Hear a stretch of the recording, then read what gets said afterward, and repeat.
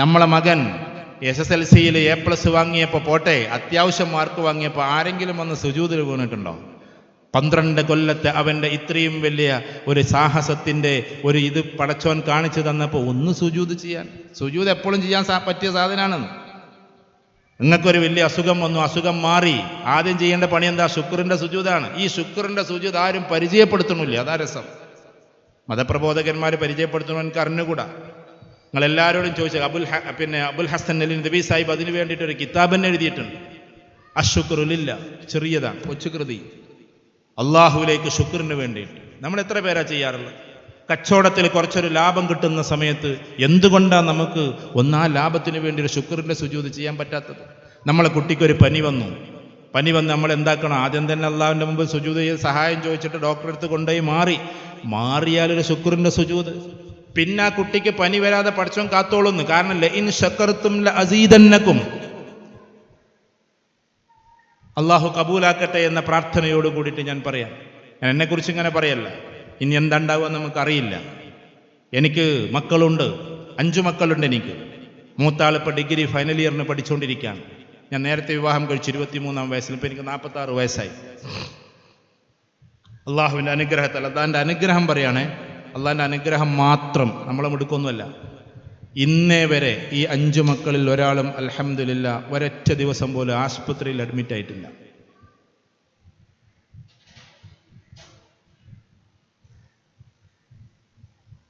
ഞാൻ നമ്മളെ കുറിച്ചിട്ട് ഇങ്ങനെ പറയല്ല, അള്ളാഹുവിൻ്റെ അനുഗ്രഹം വാഴ്ത്തി പറയാം.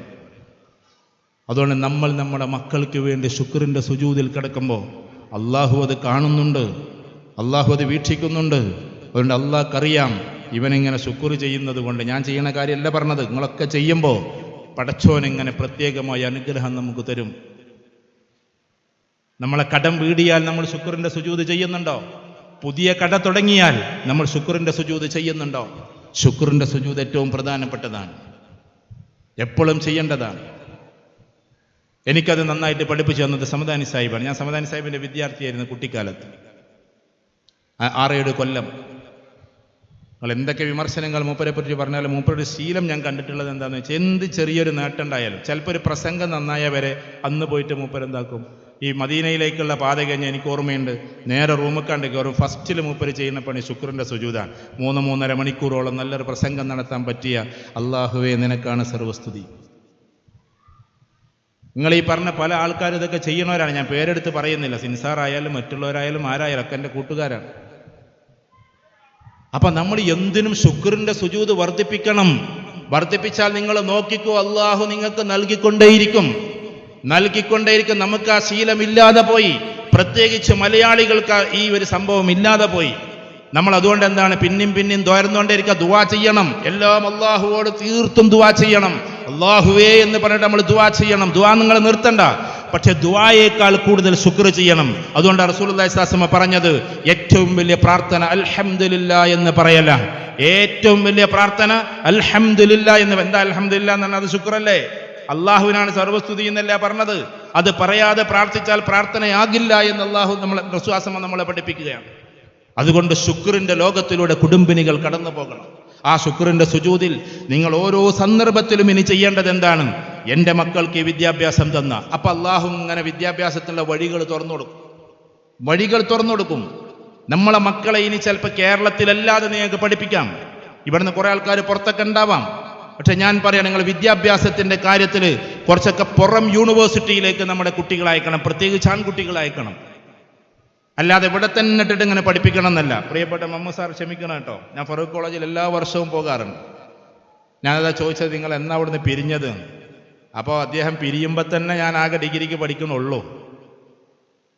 അതുകൊണ്ടാണ് 98-ലാണ് എൻ്റെ ഡിഗ്രി കഴിയുന്നത്. 99-ലാണ് എൻ്റെ ഡിഗ്രി കഴിയുന്നത്. അപ്പം അതുകൊണ്ട് അതിന് മുമ്പൊക്കെ മൂപ്പരെന്താക്കി അവിടുന്ന് പോന്നിട്ടുണ്ട്. ഫറൂഖ് കോളേജ്, PSMO കോളേജ് എല്ലായിടത്തും നിങ്ങൾ ജോയിൻ ചെയ്തോ. പക്ഷെ ഞാൻ ഇന്നത്തെ തലമുറയുടെ കുട്ടികളോട് പറയാം, ഒന്ന് വിദേശ രാജ്യത്ത് പോയി പഠിക്കുക എന്നത്. ഏറ്റവും ടോപ്പ് യൂണിവേഴ്സിറ്റികൾ നമ്മളെ കുട്ടികളെ പഠിപ്പിക്കുക. എൻ്റെ പ്രിയപ്പെട്ട ഉമ്മമാർ അതിനു വേണ്ടി തയ്യാറാക്കുക. വിദേശ യൂണിവേഴ്സിറ്റികളിലേക്ക്. എന്താ വിദേശ യൂണിവേഴ്സിറ്റിയുടെ പ്രത്യേകത? അവിടെ അഡ്മിഷൻ കിട്ടാൻ തന്നെ കുറച്ച് പണിയാണ്. സാധാരണ ആപ്പകൂപ്പ യൂണിവേഴ്സിറ്റിക്കല്ല ഞാൻ പറഞ്ഞത്. UK എന്നും പറഞ്ഞാണ് കുട്ടികളെ അങ്ങോട്ട് കയറ്റുകയാണ്. UK അല്ലാഹുവിന്റെ അനുഗ്രഹത്താൽ നമുക്ക് 100-300 വിദ്യാർത്ഥികളുണ്ട്. നമ്മൾ വഴി പോയത് ഒരാളിൽ നിന്നും 1000 രൂപ പോലും ഞാൻ വാങ്ങിച്ചിട്ടില്ല. ഞാൻ എന്നെ കുറിച്ചിട്ട് ഇങ്ങനെ പറയല്ല, ഇതൊക്കെ ലൈവായിട്ട് കുട്ടികൾ കേൾക്കുന്നുണ്ടാവും. ഒരാൾക്കും പറയാൻ പറ്റില്ല എന്ത് ലണ്ടൻക്ക് അയച്ചിട്ട് ഓസ്ട്രേലിയക്ക് അയച്ചിട്ട് അല്ലെങ്കിൽ അതിന് വഴികൾ പറഞ്ഞു കൊടുത്തിട്ട് 1000 രൂപ പോലും ഞാൻ വാങ്ങിയിട്ടില്ല. കുട്ടികൾ ഉയർന്നു പോകട്ടെ എന്നേ ഉള്ളൂ. ഇന്ന് UKയുടെ KMCCയുടെ പ്രസിഡന്റ് സഫീർ അടക്കം എൻ്റെ വിദ്യാർത്ഥികളാണ്. അപ്പൊ ഞാൻ പറഞ്ഞു വരുന്നത്, അവിടെയൊക്കെ പോയിട്ട് പഠിക്കും. പക്ഷെ അവിടെ 4 തട്ടിൽ ക്യാമ്പസ് ഉണ്ട്. ഇതറിയാതെയാണ് നമ്മുടെ കുട്ടികളെ നമ്മൾ പറഞ്ഞയക്കുന്നത്. അതൊരു വലിയ ദുരന്തമാണ്. കണ്ടമാനം പൈസ ആൾക്കാർക്കും കൊടുത്തിട്ട് കയറാൻ. ചില ആൾക്കാർ പരസ്യവാചകം കൊടുത്തിരിക്കുകയാണ്, അയൽസ് വേണ്ട, നിങ്ങൾ അഡ്മിഷൻ നേടിക്കോളൂ. അയൽസ് വേണ്ട എന്നാരാ പറഞ്ഞത്? UK-യിൽ 4 ടൈപ്പ് ഗ്രേഡ് ഉണ്ട്. ഒന്ന് നോക്കിക്കോ. ഒന്നാമത്തത് ബ്രിക്സ് യൂണിവേഴ്സിറ്റി എന്നറിയപ്പെടുന്ന സാധനം, അല്ലെങ്കിൽ റെഡ് ബ്രിക്സ് എന്ന് വേണമെങ്കിൽ പറയാം, അല്ലെങ്കിൽ റോയൽ ക്യാമ്പസ് എന്ന് പറയാം. അത് ഏറ്റവും ടോപ്പ് എന്ന് പറഞ്ഞാൽ കാംബ്രിഡ്ജ് ഉണ്ട്, ഓക്സ്ഫോർഡ് ഉണ്ട്, ലണ്ടൻ സ്കൂൾ ഓഫ് എക്കണോമിക്സ് ഉണ്ട്, അപ്പുറത്തേക്ക് പോയ യേല യൂണിവേഴ്സിറ്റി ഉണ്ട്, ന്യൂയോർക്കിലേക്ക് പോയ ന്യൂയോർക്ക് യൂണിവേഴ്സിറ്റി ഉണ്ട്, അതേപോലെ തന്നെ പിന്നെ ഒരുപാട് യൂണിവേഴ്സിറ്റി ഉണ്ട്. അമേരിക്കയിൽ തന്നെ കുറേ ഹാർവാർഡ് ബിസിനസ് സ്കൂളുണ്ട്, സ്റ്റാൻഫോർഡ് യൂണിവേഴ്സിറ്റി ഉണ്ട്. ഇതൊക്കെയുണ്ട്. ഏതെങ്കിലും ഒരു സ്ഥലത്തേക്ക് അപ്പം നിങ്ങൾക്ക് തോന്നും അവിടെയൊക്കെ ഇപ്പം നമുക്ക് എത്താൻ പറ്റുമെന്ന്. പിന്നെ അവിടെ ജിന്നുകളാണ് പഠിക്കുന്നത്, മനുഷ്യന്മാരെന്നല്ലേ പഠിക്കണത്?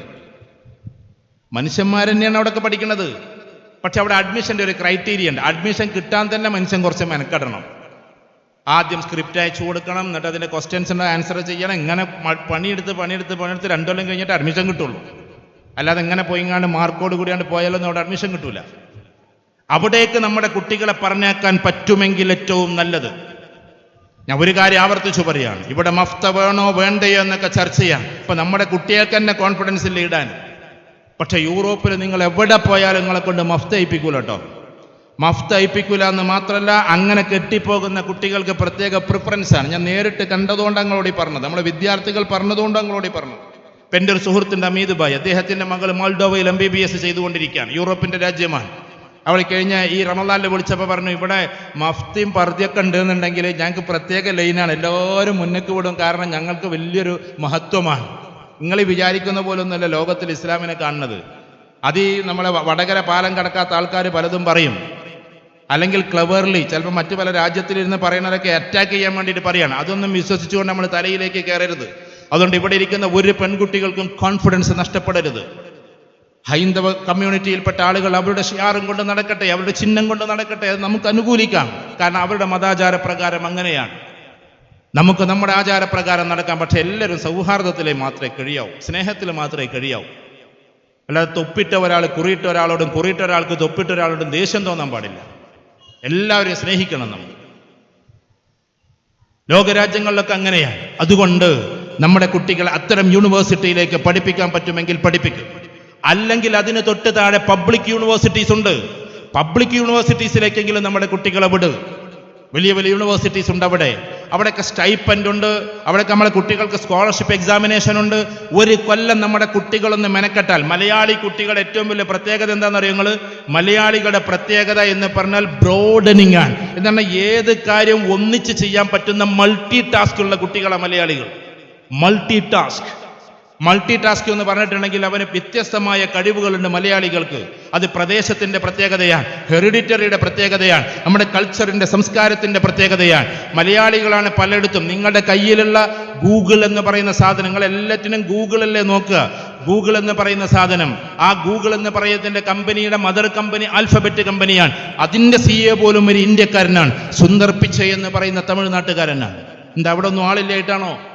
ലോകത്തിൽ ഒട്ടുമിക്ക കമ്പനികളുടെയും തലപ്പത്തിരിക്കുന്നത് മലയാളികളും തമിഴന്മാരും ഒക്കെയാണ്. അതുകൊണ്ട് എഡ്യൂക്കേഷൻ എന്ന് പറയുന്ന സ്ഥലത്തിൽ നല്ല ശ്രദ്ധാപൂർവം പോയാൽ നമ്മുടെ കുട്ടികൾക്ക് ഒരുപാട് ഉയരാൻ പറ്റും.